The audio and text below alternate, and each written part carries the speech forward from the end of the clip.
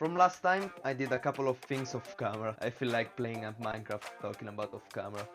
But anyways, today I had to dismember all of these piles of prop and spread them evenly across the field. But since manual jobs aren't really my strong point, I did quite a mess.